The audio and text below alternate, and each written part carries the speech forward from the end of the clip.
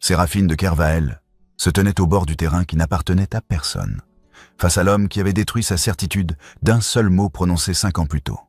6 semaines qu'il travaillait côte à côte sur un testament contesté, 6 semaines de cadastre et de servitude, où chaque phrase contenait des hectares et pas un mot de vrai. Hier, elle avait tout appris, d'abord par ses propres yeux qui avaient lu la culpabilité sur le visage d'Édouard de Montfaucon, puis par la confrontation dans le couloir, où il avait avoué ce qu'il avait fait, enfin, par Martin, qui avait confirmé qu'Adrien savait depuis 4 ans. Maintenant, elle se tenait devant lui, sous la lumière d'octobre qui dorait en coupant, et elle lui posait la seule question qui comptait. « Dis-moi que tu ne ressens rien et je pars. » Donc il répondit avec une précision glaciale. « Je ne ressens rien. » Mais sa main tremblait sur le pommeau de sa canne, et ce tremblement disait ce que sa bouche refusait d'avouer. 5 semaines plus tôt. Le carrosse de Séraphine de Kervael franchit la grille du domaine de Montfaucon un mardi matin de septembre, sous un ciel qui hésitait entre l'orage et la clarté. Elle n'était pas revenue depuis 5 ans. La dernière fois, elle avait quitté ces terres 3 semaines avant un mariage qui n'avait jamais eu lieu, avec une note de 7 mots qu'elle avait glissée sous la porte du bureau d'Adrien. « Je refuse d'être suffisante. Adieu, monsieur. » Aujourd'hui, elle revenait parce qu'un testament l'y obligeait. Maître Gilbert, le notaire de la famille Montfaucon, l'attendait dans le grand salon du rez-de-chaussée. C'était un homme de 60 ans, dont la voix portait le poids de 40 années de succession compliquée.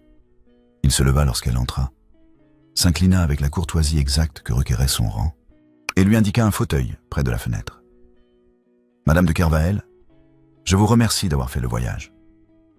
L'affaire qui nous réunit est, je le crains, d'une complexité inhabituelle. » Séraphine s'assit sans retirer ses gants. Elle portait une robe de voyage gris anthracite dont la coupe révélait 5 années passées à Lyon et à Bordeaux, loin des conventions bretonnes. Ses cheveux étaient tirés en arrière, avec une précision qui ne laissait rien au hasard. À 22 ans, elle avait été une jeune femme qui lisait les silences comme d'autres lisaient les partitions. À 28, elle était une femme qui avait appris à ne plus lire entre les lignes. « Je vous écoute, maître Gilbert, » dit-elle. Le notaire ouvrit le dossier posé devant lui.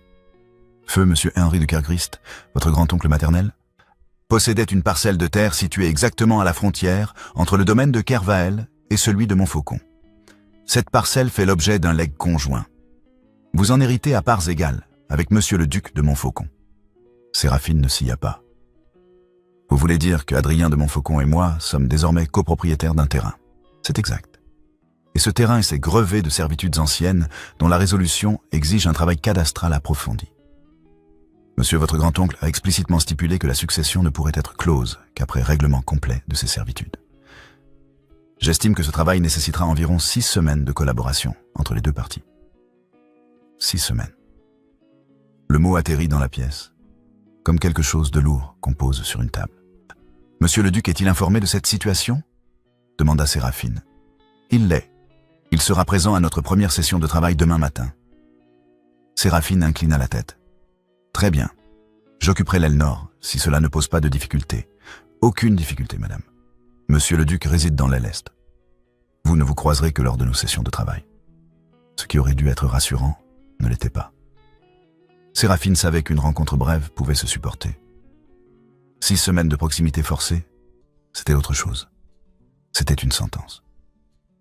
Elle se leva. « À quelle heure demain, maître ?»« 9 heures, dans la bibliothèque. » Séraphine hocha la tête et sortit sans un mot de plus. Le lendemain matin, elle descendit à la bibliothèque avec 10 minutes d'avance. La pièce n'avait pas changé. Les mêmes rayonnages de chêne montaient jusqu'au plafond. Les mêmes cartes cadastrales étaient encadrées sur les murs. La même odeur de cuir et de papier ancien imprégnait l'air. Séraphine s'approcha de la fenêtre et regarda le parc. Les tilleuls marquèrent la frontière invisible, entre les 2 domaines. C'était là, entre ces arbres, qu'elle avait marché avec Adrien 5 ans plus tôt, avant que 6 mots prononcés dans un cercle d'officiers ne détruisent tout ce qu'elle croyait avoir lu dans ces silences. La porte s'ouvrit derrière elle. Elle se retourna. Adrien de Montfaucon entra, suivi de maître Gilbert et d'un homme plus jeune qu'elle reconnut immédiatement. Édouard de Montfaucon, le cousin d'Adrien, notaire adjoint et l'homme qui, 5 ans plus tôt, lui avait transmis la phrase qui avait tout brisé. Adrien s'arrêta à 3 pas d'elle. Il avait 33 ans maintenant. Les mêmes yeux gris, la même posture irréprochable, la même économie de gestes qui donnait à chacun de ses mouvements le poids d'une décision. Il portait une canne de marche en bois sombre, non par nécessité mais par habitude. Elle se souvenait qu'il l'utilisait lors des inspections de terre. « Madame de Kervael ?» dit-il avec une courtoisie glaciale. « Monsieur le duc » répondit-elle sur le même ton. Ils ne se serrèrent pas la main, ils ne s'inclinèrent pas. Ils se regardèrent avec la précision de deux personnes qui mesurent exactement la distance qu'il faut maintenir pour que rien ne se brise. Maître Gilbert s'éclaircit la gorge. « Si vous voulez bien prendre place, nous allons commencer. » Ils s'assirent de part et d'autre de la grande table. Édouard prit place à côté d'Adrien, évitant soigneusement le regard de Séraphine. Maître Gilbert déploya une carte cadastrale au centre de la table. La parcelle en question fait 2,5 hectares. Elle est traversée par un ancien chemin de servitude qui reliait autrefois les deux domaines. Ce chemin est mentionné dans des actes datant de 1782, mais son tracé exact a été contesté à plusieurs reprises. Votre grand-oncle, madame, souhaitait que ce tracé soit définitivement établi avant que la succession ne soit close. Séraphine se pencha sur la carte. Adrien fit de même. Leurs têtes se rapprochèrent au-dessus du document. Elle sentit l'odeur du savon de Castille qu'il utilisait, la même qu'autrefois. Elle réprima la réaction instinctive de reculer. « Le tracé original passe-t-il par cette ligne ?» lui demanda-t-elle en désignant une marque à l'encre brune. « C'est ce que prétendent les actes de 1782, » répondit Adrien. « Mais les actes de 1798 mentionnent un tracé différent, plus au nord. » Sa voix n'avait pas changé. Grave, mesurée, avec cette précision qui ne laissait jamais rien au hasard. Séraphine se redressa légèrement. Si le tracé de 1798 est exact, alors la servitude traverse la parcelle de manière à en réduire considérablement la valeur agricole, dit-elle. C'est exact, confirma maître Gilbert. C'est pourquoi il est impératif de résoudre cette question avant de procéder au partage. Édouard intervint pour la première fois. Il existe également un litige concernant les droits de passage pour le bétail. Les actes de 1805 mentionnent une restriction qui n'apparaît pas dans les documents antérieurs. Séraphine tourna son regard vers lui. Édouard soutint son regard une demi-seconde, puis baissa les yeux vers le dossier ouvert devant lui. Quelque chose dans ce geste, cette incapacité à maintenir le contact visuel, attira son attention. Mais elle n'eut pas le temps de l'analyser. Adrien reprenait la parole. Nous devrons examiner l'ensemble des actes notariés entre 1782 et 1820. Cela représente un volume considérable de documents. Je suis disponible pour ce travail, dit Séraphine. Moi également, répondit Adrien. L'air devint plus dense. Deux personnes venèrent de comprendre qu'elles allaient passer 6 semaines à se pencher sur les mêmes documents, à discuter les mêmes clauses, à occuper la même pièce pendant des heures, chaque jour. Ce qui aurait dû être une simple formalité successorale devenait une épreuve d'endurance. Maître Gilbert referma le dossier. Nous nous retrouverons demain à la même heure. D'ici là, je vous demande de prendre connaissance des actes de 1782 et 1798. Monsieur de Montfaucon, pourriez-vous remettre les copies à Madame de Kervael ? Édouard se leva, prit 2 chemises de documents sur le buffet et les tendit à Séraphine. Leurs doigts ne se touchèrent pas, n'a-je pas. Elle prit les chemises, hocha la tête en guise de remerciement et quitta la pièce sans un regard pour Adrien. La première semaine s'écoula dans une politesse si parfaite qu'elle en devenait oppressante. Chaque matin, Séraphine descendait à la bibliothèque à 9 heures précises. Adrien était toujours déjà là, assis à sa place habituelle, une pile de documents devant lui. Il se saluait d'un signe de tête, s'asseyait, osait commencer à travailler sous la supervision de maître Gilbert. Les discussions portaient sur des questions techniques, l'interprétation d'une clause de servitude, la validité d'un acte enregistré sous l'Ancien Régime, la mesure exacte d'une parcelle selon les unités de l'époque. Mais chaque discussion était aussi autre chose. Chaque phrase contenait des strates que seuls eux deux pouvaient entendre. Le 3e jour, Adrien contesta l'interprétation que Séraphine faisait d'un acte de 1790. « Le texte est clair, dit-elle. La servitude ne s'applique qu'aux véhicules à roues. Le passage du bétail n'est pas mentionné. »« Le texte est ambigu, répondit Adrien. Le terme passage peut s'entendre de manière extensive. Vous étendez le sens parce que cela sert vos intérêts. dit-elle, sans hausser le ton. « Et vous le restreignez parce que cela sert les vôtres », répliqua-t-il avec la même courtoisie glaciale. Maître Gilbert intervint. « Nous devrons consulter la jurisprudence de l'époque pour trancher cette question. » Séraphine hocha la tête et se replongea dans les documents. Mais elle avait senti quelque chose dans l'échange. Une tension qui n'avait rien à voir avec le cadastre. Adrien aussi l'avait senti. Lorsqu'elle leva les yeux, elle le surprit en train de la regarder, non pas avec froideur, mais avec une attention qui ressemblait à de l'admiration. Il détourna immédiatement le regard. Le 5e jour, ils inspectèrent le terrain en question. Maître Gilbert les accompagnait, ainsi qu'Édouard, qui prenait des notes pour le dossier. Ils marchèrent le long du tracé supposé de l'ancien chemin de servitude, y s'arrêtant à chaque borne pour vérifier sa position par rapport aux cartes. À un moment, alors qu'ils longeaient la lisière des tilleuls, un cheval appartenant à l'un des fermiers s'échappa d'un enclos voisin et traversa le sentier au galop. Adrien réagit instantanément. Il saisit le bras de Séraphine et la plaça derrière lui en un seul geste, son corps faisant écran entre elle et l'animal. Le cheval passa sans incident et disparut dans les bois. Adrien relâcha son bras. 3 secondes. C'est tout ce que le geste avait duré. Mais Séraphine avait senti son dos contre la poitrine d'Adrien, la pression de ses doigts sur son bras, et surtout, elle avait senti sa main trembler légèrement lorsqu'il l'avait relâchée. Elle ne dit rien. Ils reprirent leur marche, comme si rien ne s'était passé. Mais quelque chose venait de se fissurer dans la muraille de courtoisie qu'ils maintenaient depuis 1 semaine. La 2e semaine, les sessions de travail s'intensifièrent. Maître Gilbert avait découvert une série d'actes contradictoires datant de la période révolutionnaire. Et il fallait les examiner un par un pour établir une chronologie cohérente. Séraphine et Adrien passaient désormais 4 heures par jour dans la bibliothèque, penchés sur les mêmes documents, discutant chaque clause avec une précision qui frisait l'acharnement. Séraphine s'était attendue à retrouver l'homme qu'elle avait connu 5 ans plus tôt, distant, composé, enfermé dans une courtoisie impénétrable. Ce qu'elle découvrait était plus complexe. Adrien était toujours distant, mais il y avait dans sa manière de la regarder quelque chose qu'elle ne parvenait pas à nommer. Ce n'était pas de la tendresse, c'était trop contrôlé pour cela. Ce n'était pas de l'indifférence non plus, il y avait trop d'attention dans ses silences. C'était quelque chose entre les deux, quelque chose qui ressemblait à une fascination qu'il ne s'autorisait pas à reconnaître. Un après-midi, alors qu'il débattait de l'interprétation d'un acte de 1803, Séraphine utilisa une formulation particulièrement précise pour démanteler l'argument d'Adrien. Il s'arrêta au milieu de sa phrase, la regarda pendant 2 secondes, sans dire un mot, puis hocha la tête. « Vous avez raison », dit-il simplement. C'était la première fois qu'il cédait depuis le début de leur session. Séraphine ne dit rien, mais elle sentit quelque chose changer dans la pièce. Adrien venait de lui accorder une victoire qu'il n'aurait pas accordée à quelqu'un d'autre. Et tous les deux le savaient. Le soir même, alors qu'elle remontait à sa chambre, elle croisa Édouard dans le couloir du rez-de-chaussée. Il s'arrêta en la voyant, visiblement mal à l'aise. « Madame de Kervael », dit-il en s'inclinant légèrement. « Monsieur de Montfaucon ?» répondit-elle. Ils restèrent mal face à face pendant quelques secondes. Édouard semblait chercher ses mots.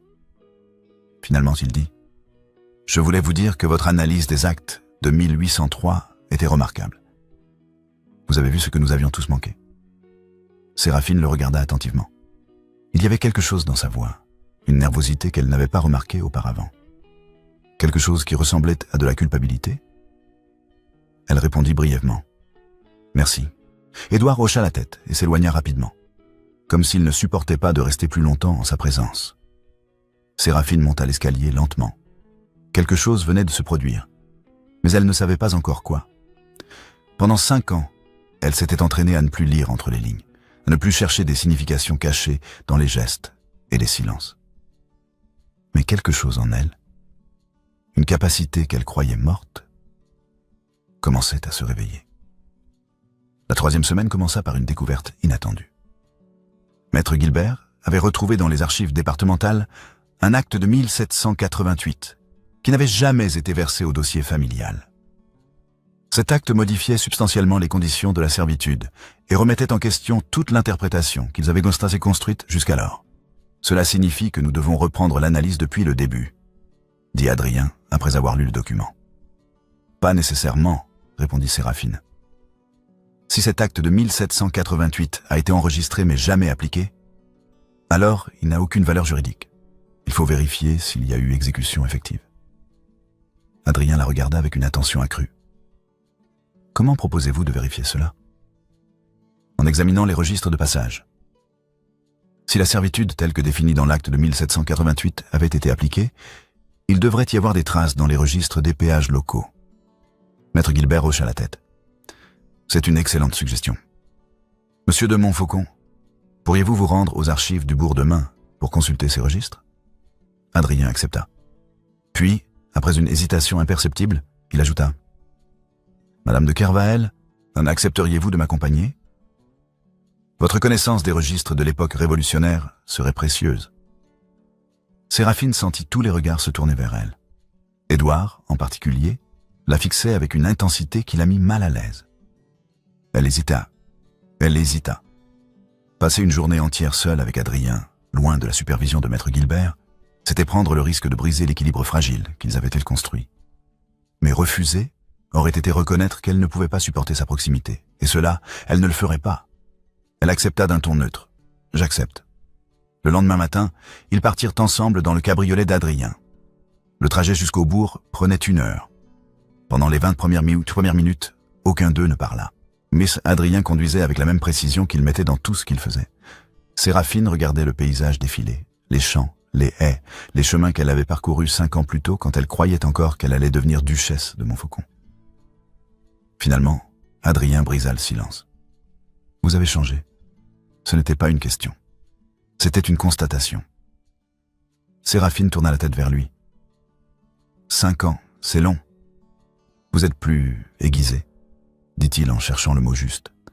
Vous ne laissez rien passer. J'ai appris à ne pas me fier aux apparences, répondit-elle. Adrien ne dit rien pendant quelques secondes. Puis, c'est moi qui vous ai appris cela. Séraphine le regarda. C'était la première fois depuis son arrivée qu'il faisait allusion, même indirectement, à ce qui s'était passé entre eux. Que, et elle aurait pu laisser passer, elle aurait pu changer de sujet. Mais quelque chose en elle refusait de le laisser s'en tirer avec une simple allusion. Elle confirma d'une voix calme. « Oui, c'est vous. » Ils arrivèrent au bourg sans rien ajouter. Les archives étaient conservées dans l'ancien presbytère.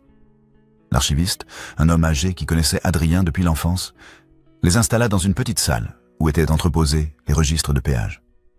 Ils travaillèrent côte à côte pendant 4 heures, examinant les colonnes de passage enregistrées, cherchant des mentions qui pourraient confirmer ou infirmer l'application de l'acte de 1788. À un moment, ils tendirent la main en même temps vers le même registre posé sur l'étagère. Leurs doigts se touchèrent sur la reliure de cuir. Aucun d'eux ne retira sa main immédiatement. Pendant 5 secondes qui semblèrent durer une éternité. Ils restèrent ainsi, leurs mains posées sur le même volume, leurs regards ne se croisant pas mais conscients l'un de l'autre, avec une intensité qui rendait l'air difficile à respirer. Puis, Séraphine retira sa main, et Adrien prit le registre. Ils continuèrent à travailler comme si rien ne s'était passé. Mais tous les deux savaient que quelque chose venait de se produire. Ce geste, cette incapacité à retirer immédiatement la main, était le premier acte d'honnêteté physique entre eux depuis 5 ans. Le soir de ce même jour, Maître Guilbert organisa un dîner formel pour discuter de l'avancement du dossier. Était présent Adrien, Séraphine, Édouard et 2 autres notaires associés au cabinet Guilbert. La conversation porta d'abord sur des questions juridiques générales, puis revint naturellement au dossier de la succession Kergrist. Séraphine expliqua les résultats de leurs recherches dans les registres de péage. Nous n'avons trouvé aucune trace d'application de l'acte de 1788. En revanche, les passages enregistrés correspondent exactement aux conditions définies dans l'acte de 1782. Cela suggère que l'acte de 1788, bien qu'enregistré, n'a jamais été mis en œuvre. L'un des notaires associés intervint. Cela suffit-il à établir que la servitude applicable est celle de 1782 ? Pas nécessairement, répondit Adrien. Il faudrait prouver que l'absence d'application était intentionnelle et non le résultat d'une négligence administrative. La surface concernée par la servitude de 1782 est suffisante pour permettre le passage des véhicules à roues sans empiéter sur les terres agricoles, dit Séraphine. Si l'acte de 1788 avait été appliqué, la surface aurait été insuffisante. Il est donc probable que l'absence d'application était intentionnelle. Elle avait utilisé le mot « suffisante » dans un contexte purement technique. Mais au moment où elle prononça ce mot, elle vit Édouard se raidir imperceptiblement. Sa main, posée sur la table à côté de son verre, se contracta. Ses doigts se fermèrent brièvement en un poing serré, puis se détendirent. Son visage pâlit pendant une demi-seconde. Pas assez pour que les autres le remarquent, mais assez pour que Séraphine, qui l'observait depuis 3 semaines avec une attention croissante, le voie. Roussel continua à parler comme si de rien n'était. Mais son esprit travaillait à une vitesse fulgurante. Le mot « suffisante » avait provoqué une réaction chez Édouard. Une réaction physique, involontaire, impossible à contrôler. Ce n'était pas la première fois qu'elle remarquait quelque chose d'étrange dans son comportement. Il évitait systématiquement de rester seul avec elle, détournait le regard chaque fois qu'elle le fixait, et montrait une nervosité qui ne correspondait pas à son rôle de notaire adjoint. Mais cette fois, c'était différent. Cette fois, elle avait une piste. Le mot « suffisante » signifiait quelque chose pour Édouard. Quelque chose qui le mettait mal à l'aise au point d'en perdre le contrôle de son corps pendant une fraction de seconde. Et soudain, Séraphine comprit.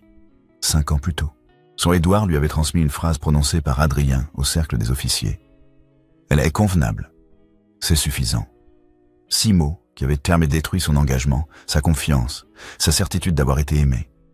6 mots qu'elle avait portés comme une sentence pendant 5 ans. Mais si Édouard réagissait ainsi au mot « suffisante », c'est qu'il y avait quelque chose dans cette phrase qu'il n'avait pas dit.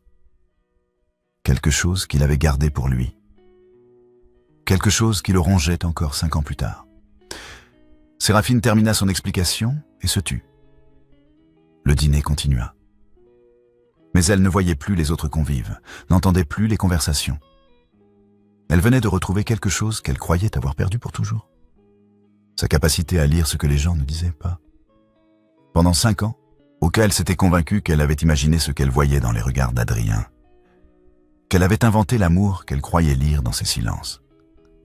Pendant 5 ans, elle avait cru que son œil était défaillant, que sa perception était mensongère. Mais elle venait de lire Édouard avec la même précision qu'autrefois. Et si elle avait raison sur lui, alors peut-être, avait-elle eu raison sur Adrien 5 ans plus tôt. Les jours suivants, Séraphine observa Édouard avec une attention systématique. Elle ne cherchait pas à le confronter, pas encore. Elle voulait d'abord confirmer ce qu'elle avait lu dans son regard. Elle voulait être certaine que ce qu'elle avait vu n'était pas, encore une fois, le produit de son imagination. La confirmation arriva 3 jours plus tard, et lors d'une session de travail dans la bibliothèque. Maître Gilbert posait une question technique sur l'enregistrement d'un acte de 1795.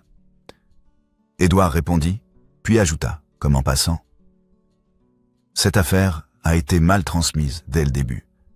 Il parlait de l'acte de 1795. » Mais le poids émotionnel de sa phrase ne correspondait pas au sujet. Sa voix avait tremblé légèrement sur le mot « transmise ». Ses yeux avaient fui ceux de Séraphine. Et dans ce tremblement, dans cette fuite, Séraphine lut ce qu'elle cherchait, la culpabilité. Édouard ne parlait pas de l'acte de 1795. Il parlait de la phrase qu'il avait transmise 5 ans plus tôt. Il parlait de ce qu'il avait fait, et il ne supportait pas le poids de ce qu'il portait. Ce soir-là, Séraphine attendit dans le couloir de l'aile nord. Elle savait qu'Édouard passait par là chaque soir après avoir rangé les dossiers dans le bureau de Maître Gilbert. À 22 heures, elle entendit ses pas. Elle sortit de l'ombre. Monsieur de Montfaucon. Édouard sursauta. Il la vit et pâlit. Madame de Kervael, je ne m'attendais pas. Qu'est-ce que vous avez fait il y a 5 ans? Ce qui suivit fut plus éloquent que n'importe quelle réponse. Édouard ouvrit la bouche, la referma, chercha une échappatoire du regard. Il ne trouva rien. Je ne vois pas de quoi vous parlez, dit-il finalement. Séraphine s'approcha d'un pas. Sa voix était calme, mais chaque mot portait le poids de 5 années de reconstruction. Votre main. Il y a 3 jours, au dîner, quand j'ai dit suffisante. Elle s'est fermée comme si le mot brûlait. Vous avez pâli une demi-seconde? Pas assez pour que votre cousin le voie. Assez pour moi. Édouard recula d'un pas. C'est ridicule. Vous interprétez... J'ai passé 5 ans à croire que je ne savais pas lire les gens, coupa Séraphine. Que j'inventais ce que je voyais, que mon œil était défaillant. Vous venez de me prouver que non. Mon œil fonctionne. Il a toujours fonctionné. Et ce qu'il lit sur votre visage en ce moment, c'est de la culpabilité. Édouard ferma les yeux. Lorsqu'il les rouvrit, il ne chercha plus à mentir. Qu'est-ce que vous voulez savoir? La phrase que vous m'avez transmise il y a 5 ans, elle est convenable. C'est suffisant. Elle n'était pas complète, n'est-ce pas? Édouard baissa la tête. Non. Quelle était la suite? L'attente s'étira si longtemps que Séraphine crut qu'il n'allait pas répondre. Puis, d'une voix à peine audible, Édouard dit « Pour que je passe le reste de ma vie à essayer d'être digne d'elle. » Les mots atterrirent dans le couloir, comme quelque chose qu'on laisse tomber d'une grande hauteur.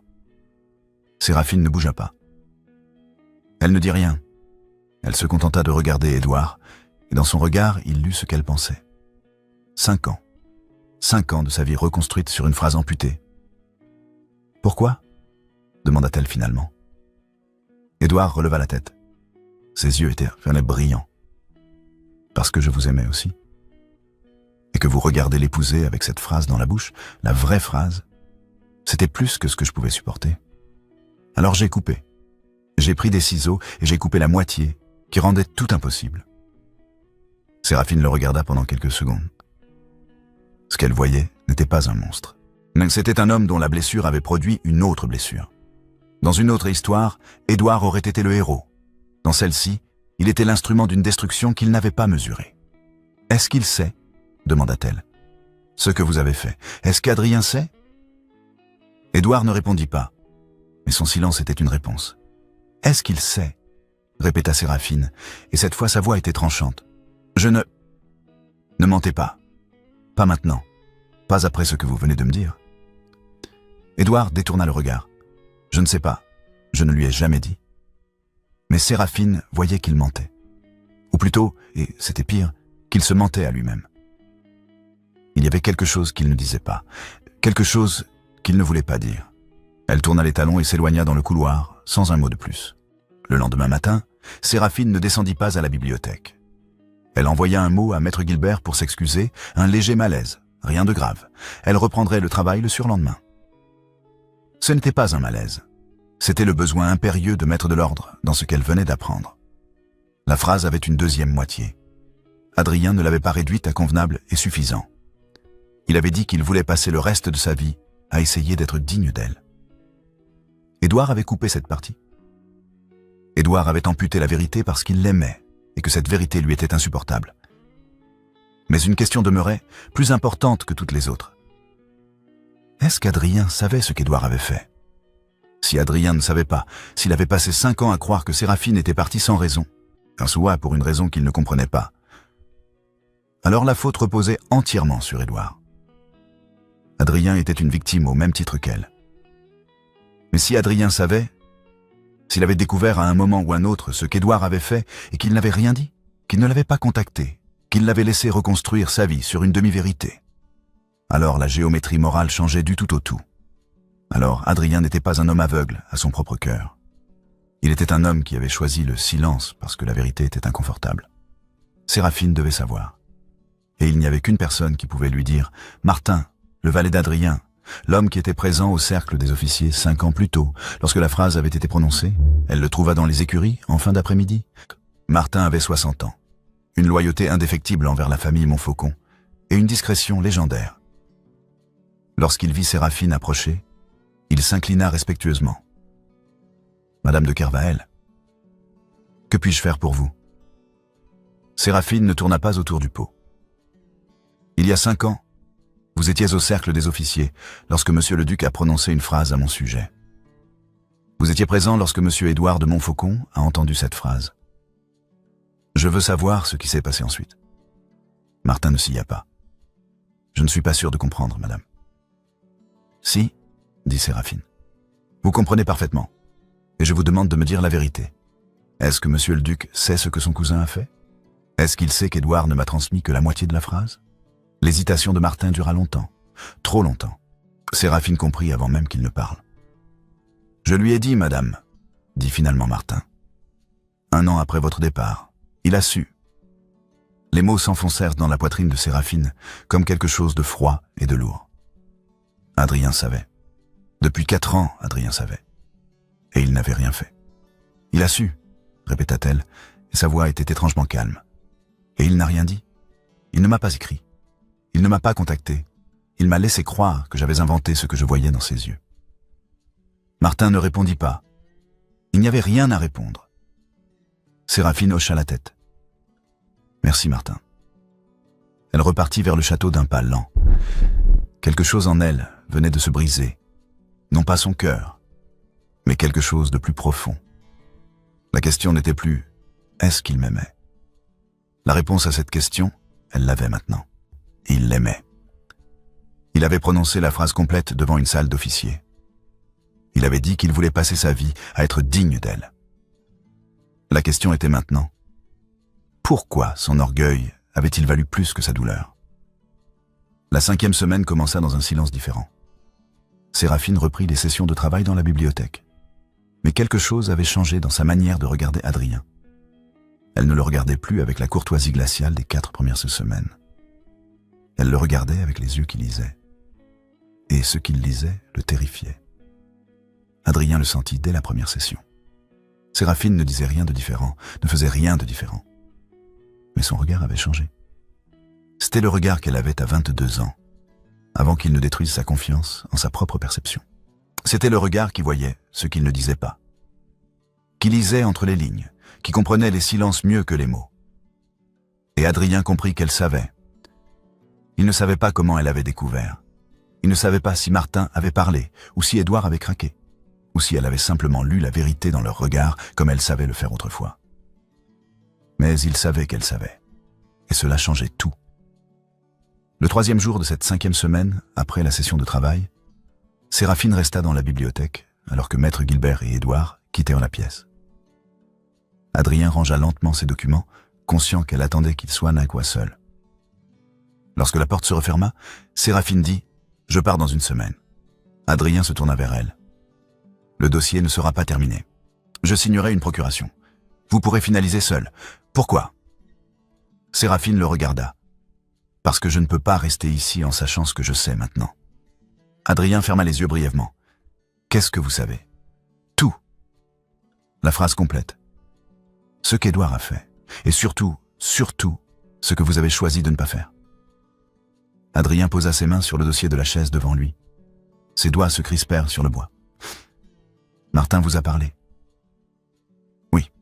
Il m'a dit que vous saviez depuis 4 ans, que vous avez su 1 an après mon départ, et que vous n'avez rien fait. »« Ce n'est pas aussi simple, » dit Adrien, et sa voix portait une tension qu'elle ne lui avait jamais entendue. « Alors expliquez-moi. Expliquez-moi pourquoi vous m'avez laissé croire pendant 5 ans que j'avais inventé ce que je voyais, que mon œil était défaillant, que l'amour que je croyais lire dans vos silences n'existait pas. » Adrien se tourna vers elle. Pour la première fois depuis 5 semaines, le masque de courtoisie se fissura. Parce que la vérité n'était pas propre. Qu'est-ce que cela signifie? Cela signifie que la première moitié de la phrase, elle est convenable. C'est suffisant, je l'ai dite.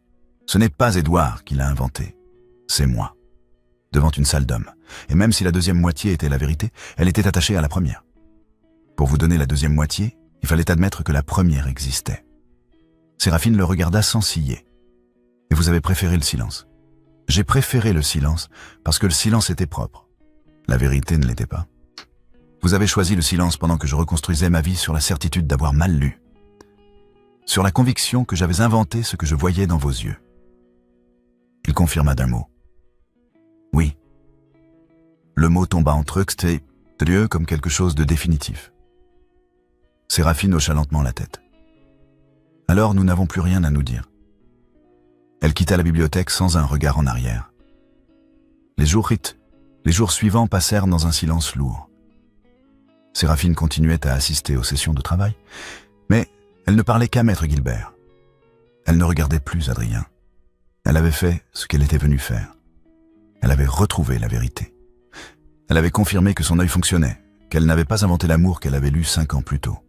Mais elle avait aussi découvert quelque chose de plus difficile à porter. Adrien l'avait aimée, et il avait choisi son orgueil plutôt que sa douleur. Le dernier soir avant son départ prévu, Séraphine se rendit à la bibliothèque pour relire une dernière fois les notes cadastrales. Elle voulait s'assurer que tout était en ordre pour la procuration qu'elle signerait le lendemain. La pièce était vide. Le feu brûlait bas dans la cheminée. Elle s'assit à sa place habituelle et ouvrit le dossier. Elle ne sait pas combien de temps elle resta là, à fixer les pages sans les voir. La porte s'ouvrit. Adrien entra. Il la vit, hésita, puis entra quand même et ferma la porte derrière lui. Il ne dit rien. Adrien s'assit à l'autre extrémité de la table, là où il s'asseyait toujours.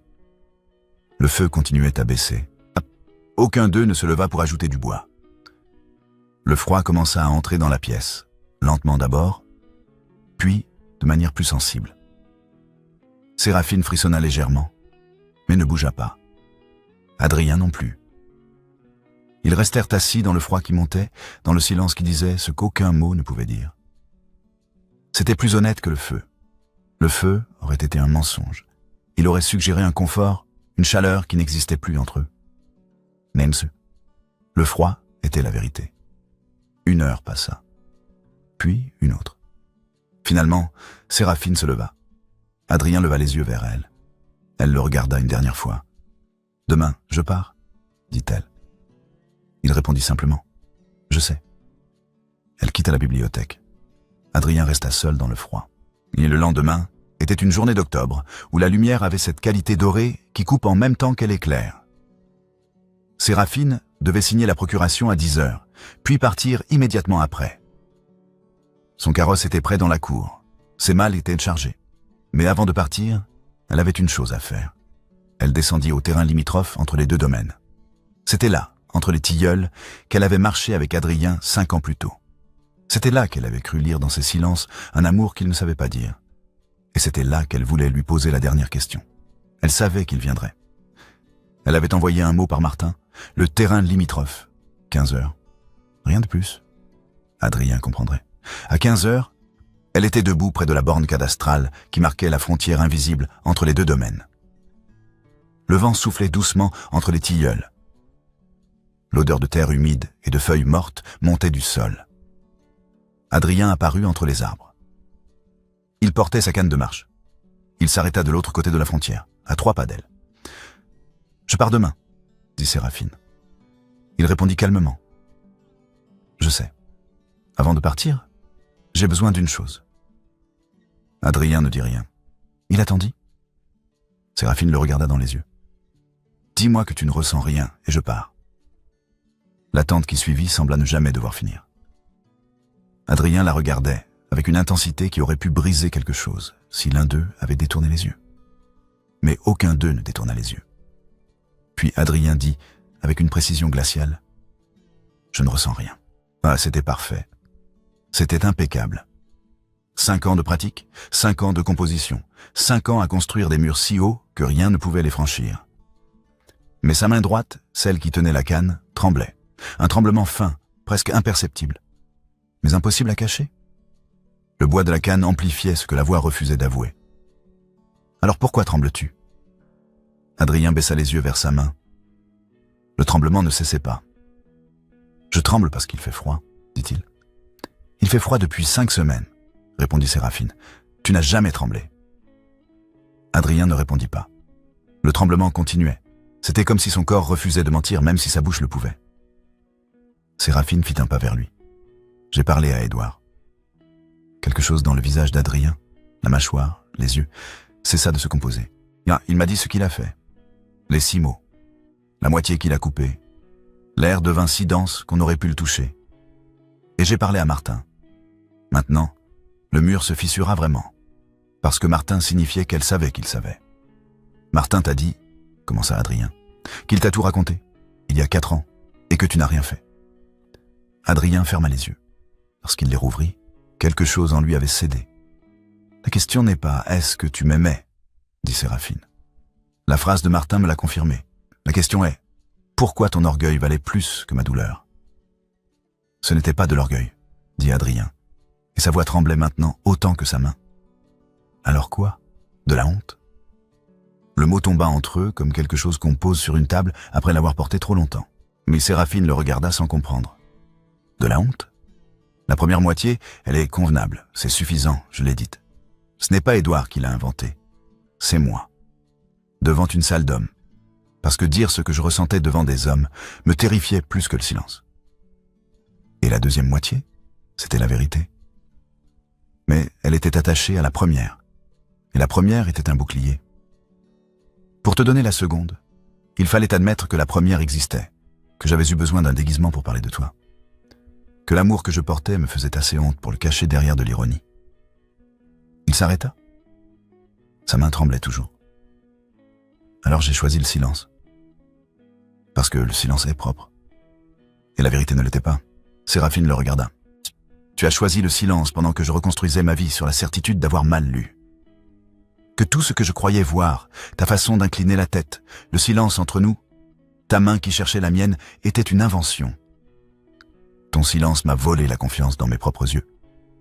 Adrien ne dit rien. Il n'y avait rien à dire. Et cette semaine, continua Séraphine, en lisant le visage d'Édouard, en voyant sa main se contracter quand j'ai dit suffisante, en comprenant ce qu'il avait fait rien qu'en le regardant. J'ai retrouvé ce que ton silence m'avait pris. Je sais lire. J'ai toujours su. Elle s'approcha. Pas de la tendresse, de la précision. Alors je te repose la question. Pas la moitié, pas le bouclier, la phrase entière. Et si tu as besoin de la dire derrière de l'ironie, ne la dis pas du tout. Pendant l'attente qui suivit, s'étira si longtemps que Séraphine crut qu'il n'allait pas parler. Le vent continuait à souffler entre les tilleuls. La lumière d'octobre baissait lentement. Puis, Adrien fit la chose la plus difficile de sa vie. Il leva les yeux vers elle, et il prononça la phrase sans la première moitié, sans bouclier, sans ironie, juste la vérité, nue et terrible. Je n'ai pas passé un jour sans essayer d'être digne de toi, et je n'y suis pas arrivé, parce que la dignité commençait par te dire la vérité, et j'ai choisi la honte. Ce n'était pas « je t'aime », c'était plus dévastateur que cela. C'était l'aveu que l'amour existait et que l'orgueil l'avait enterré. Pas par ignorance, par choix. Séraphine ne dit rien pendant quelques secondes, puis elle fit le geste qui disait tout. Elle prit sa main, la main qui tremblait, et la posa contre sa propre joue. Ce n'était pas un baiser, c'était une vérification. La main qui avait tremblé contre la peau de la femme qui avait retrouvé ses yeux. Lui sentant sous sa paume ce que ses mots n'avaient jamais su dire. Elle tenant contre son visage la preuve que le corps sait ce que l'orgueil refuse. Le tremblement cessa. Non parce qu'il disparut, parce qu'il fut tenu. Adrien tourna lentement sa main. Sa paume s'ouvrit contre la joue de Séraphine. Ses doigts effleurèrent sa tempe, glissèrent dans ses cheveux.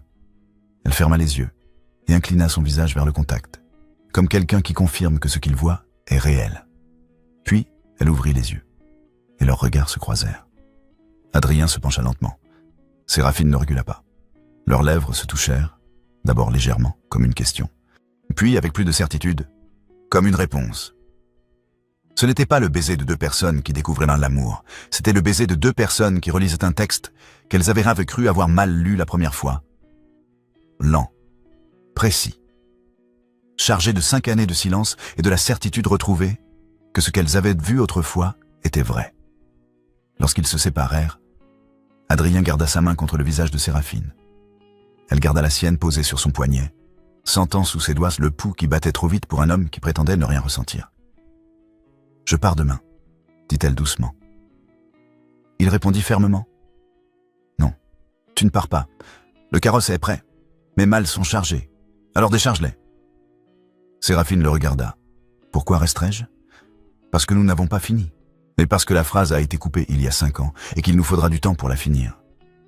Toutes les phrases, sans bouclier, aussi lentement qu'il le faudra. » Séraphine sentit quelque chose se défaire dans sa poitrine, non pas son cœur, mais les murs qu'elle avait construits autour. « Tu me demandes de rester ? Je te demande de nous laisser une chance de finir ce qui a été amputé. » Elle le regarda pendant quelques secondes. Puis, elle hocha lentement la tête. Le lendemain matin, Séraphine ne monta pas dans le carrosse. Elle descendit au bureau de Maître Gilbert et ouvrit le dossier de la parcelle sud. « Il y a un litige sur la servitude de passage, » dit-elle. Adrien, qui était présent, la regarda avec stupéfaction. « Il n'y a pas de litige. Il y en aura un. Je conteste le bornage. » Maître Gilbert fronça les sourcils. « Madame de Kervael, Nous avons passé 5 semaines à établir ce bornage. Il n'y a aucune raison de... Il y a une raison, coupa Séraphine. Je conteste la position de la borne nord. Elle empiète sur mes terres de 3 mètres. Je demande une nouvelle expertise. Adrien la regardait. Lentement, un sourire commença à se former sur ses lèvres. Tu inventes un litige pour rester. J'invente un litige pour qu'on finisse les phrases. Toutes, sans bouclier. Aussi lentement qu'il le faudra. Maître Gilbert les regarda tour à tour, complètement perdu. Je ne comprends pas. Vous n'avez pas besoin de comprendre, dit Séraphine. Vous avez juste besoin d'enregistrer ma contestation et de prolonger le dossier. Le carrosse partit vide. Les malles furent déchargés et remontés à l'aile nord.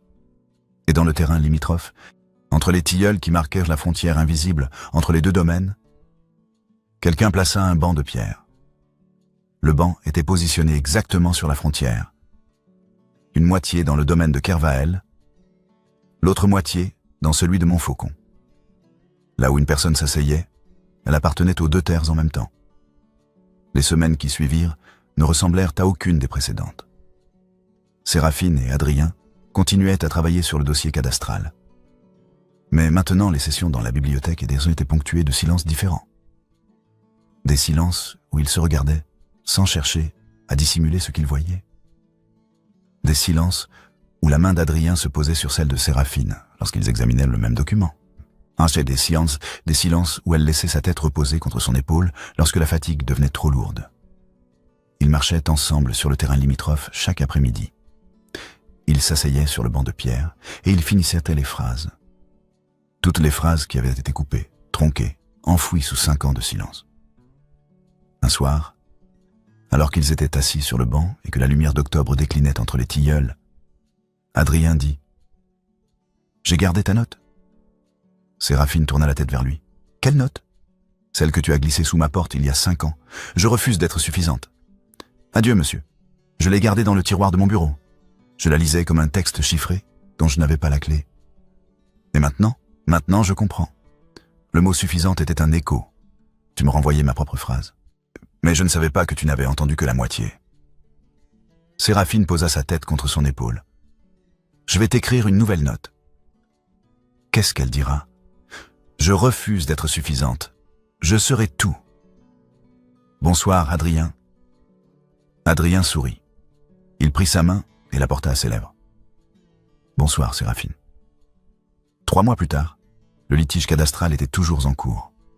Séraphine avait trouvé de nouvelles raisons de contester le bornage. Adrien avait trouvé de nouvelles raisons de contre-contester. Maître Gilbert avait renoncé à comprendre et se contentait d'enregistrer les demandes d'expertise successives. Le banc de pierre sur le terrain limitrophe était devenu leur lieu. C'était là qu'ils se retrouvaient chaque soir, assis exactement sur la frontière, appartenant aux 2 domaines en même temps. Un soir de janvier, alors que la neige commençait à tomber entre les tilleuls, Adrien dit « Il va falloir clore ce dossier un jour. »« Pourquoi ?» demanda Séraphine. « Parce que Maître Gilbert commence à avoir des soupçons, qu'il soupçonne. Nous trouverons un autre litige. » Adrien rit. « Tu es prête à inventer des litiges cadastraux pour le reste de ta vie ? Si c'est ce qu'il faut pour finir toutes les phrases, oui. » Adrien la regarda. La neige tombait sur ses cheveux, sur ses épaules. Elle était belle de cette beauté qui ne cherche pas à plaire, mais qui existe simplement, souverainement. « Je t'aime, » dit-il. C'était la première fois qu'il prononçait ces mots sans bouclier, sans ironie, sans rien pour les protéger. Juste 3 mots, nus et vrais. Séraphine sourit. « Je sais, je l'ai toujours su. Même quand je croyais avoir mal lu, je savais. Et toi ? Moi quoi ? Est-ce que tu m'aimes ?» Séraphine se leva du banc. Elle se tint debout exactement sur la frontière, une moitié d'elle dans un domaine, l'autre moitié dans l'autre. Elle tendit la main vers Adrien. « Viens, » dit-elle. Il se leva et prit sa main. Ils restèrent debout sur la frontière, sous la neige qui tombait, dans le silence qui disait ce que les mots ne pouvaient pas dire complètement. Puis Séraphine dit « Je t'aime. Et cette fois, je ne partirai pas. Même si tu trembles. Même si tu as peur. Même si la vérité n'est pas propre. Je reste. » Adrien l'attira contre lui. Elle posa sa tête contre son épaule. Ils restèrent là, debout sur la ligne qui n'appartenait à personne et qui leur appartenait à tous les deux. pendant que la neige continuait à tomber et que le monde autour d'eux devenait blanc et silencieux.